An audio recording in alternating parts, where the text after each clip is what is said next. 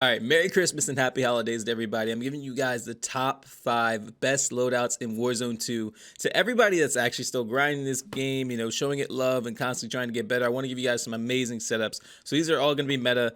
These are going to be slightly beginner friendly for most of them, but this first one is going to be for the tryhards and intermediates that just want to get the best bang for their buck. So we're going to start out with the Kastov 762. Now this has a little bit of recoil equivalent to maybe the AMAX, but it has even more recoil control than that. So we're starting out with the Polar Fire S, and we increase the bullet velocity by 0.77 inches. If you want to max it out, feel free, but I don't really think it's necessary. I put the recoil smoothness to 1.26. If you want to max that out, feel free to as well, but I just don't think it's necessary. This helps with the sound suppression, the bullet velocity, the damage range, and recoil smoothness at the cost of aim down sight speed and aiming stability, but that's not something you're going to notice too much. I put on the CAS 10 584mm barrel and increase the damage range by 0.28 inches and the recoil steadiness by 0.26 inches. This helps with damage range, bullet velocity, hip fire accuracy, and recoil control at the cost of aim down sight speed, hip recoil control, and movement speed. Not a big deal. We put on the aim op V4 and max out the FAR.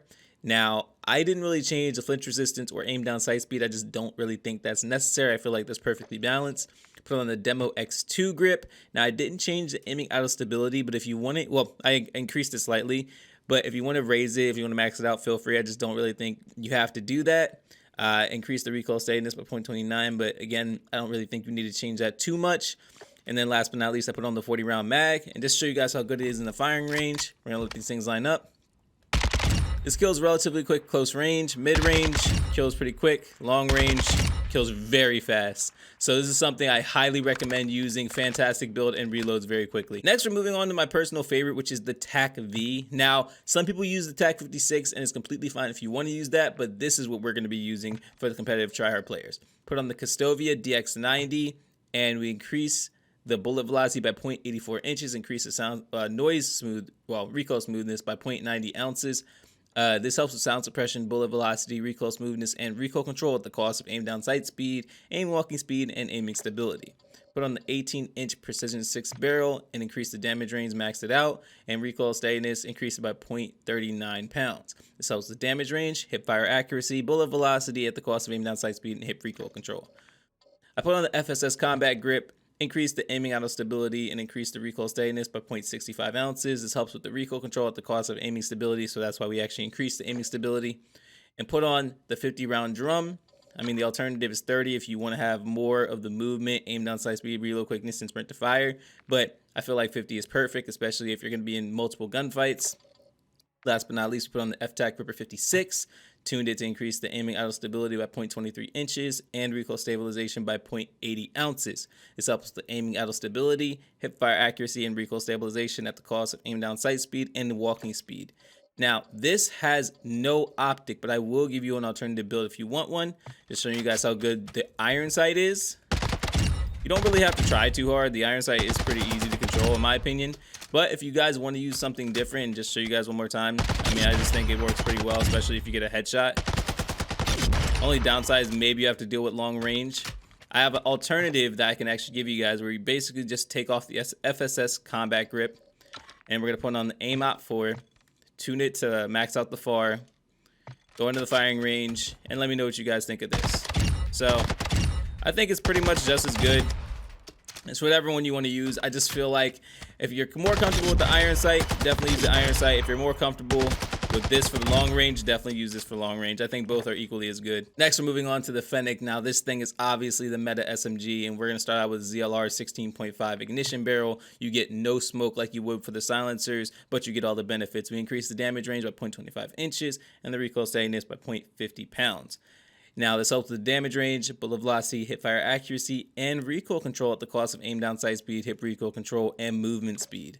Put on the VLK Laser 7MW, and this helps with the aim down sight speed, aiming stability, and sprint to fire speed at the cost of the laser being visible in ADS. So just know that while you're ADSing, these guys are going to be able to see your laser, and they'll probably be able to get the jump on you, so you need to be ADSing at the proper times.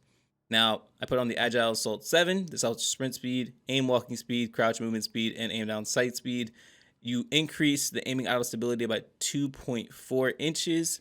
decrease the weight by 2.06 ounces to increase aim down sight speed. And that way it basically helps with your aiming stability. And I mean, it doesn't really help so much with the recoil control, but the recoil control is already easy to control. Put on the Fennec rubber grip. This helps with sprint to fire speed and aim down sight speed at the cost of recoil control. Now we balance out the sprint to fire speed and aiming idle stability, but we increase the recoil steadiness by 0.42 ounces.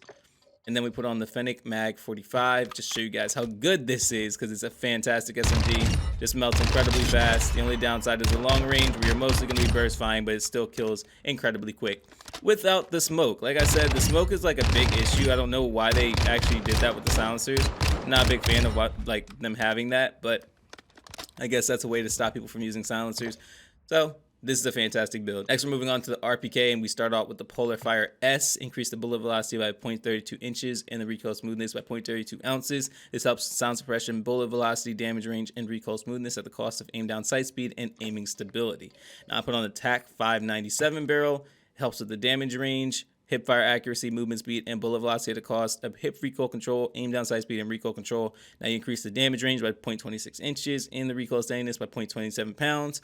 And I mean, that's kind of interchangeable within the 20s, but try to keep it around there. Put on the Aim Op V4, max out the far range. Put on the Demo X2 grip. I did not change the width, but I increased the weight by 0.74 ounces for recoil steadiness. This helps with the recoil control with the reduction of aiming stability. And put on high velocity, max out the bullet velocity, and increase the damage range by 0.43 Gs. And just to show you guys how good this is still a personal fan favorite. I'm surprised actually, because I think the TAQ-V is actually better. I think this is just because of how good the recoil is.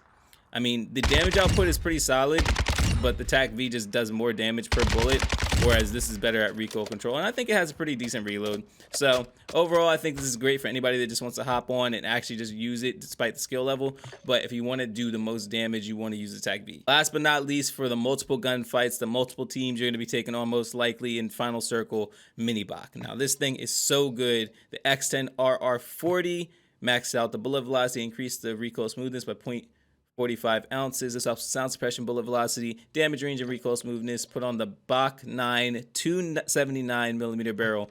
This helps with the damage range, bullet velocity, and hip fire accuracy. Now increase the damage range, max it out, and I max out the aim walking speed. This thing already has low recoil. That way I didn't prioritize recoil that much. I put on the Schlegger Peck box for aim down sight speed. Put on the Marquise R7 stock. This helps with the crouch movement speed, sprint speed, and aim down sight speed. Max out the aiming out stability, and almost maxed out aim down sight speeds at negative 1.94 ounces. Put on the True TAQ grip. Did not change the width. Increased the recoil steadiness by 0.52 ounces. And just show you guys how good this thing is. 64 bullets. You do not have to worry about reloading for a long time. The only thing you're really going to have to worry about is like these long range fights. So try to avoid those. It's not going to do you too much justice, but as you guys see, even with all those bullets being sprayed, you have plenty of bullets left. So try to keep your fights short to mid range. And if you are going to do long range, you definitely have to make sure you're either burst firing or your shots are on point. So yeah.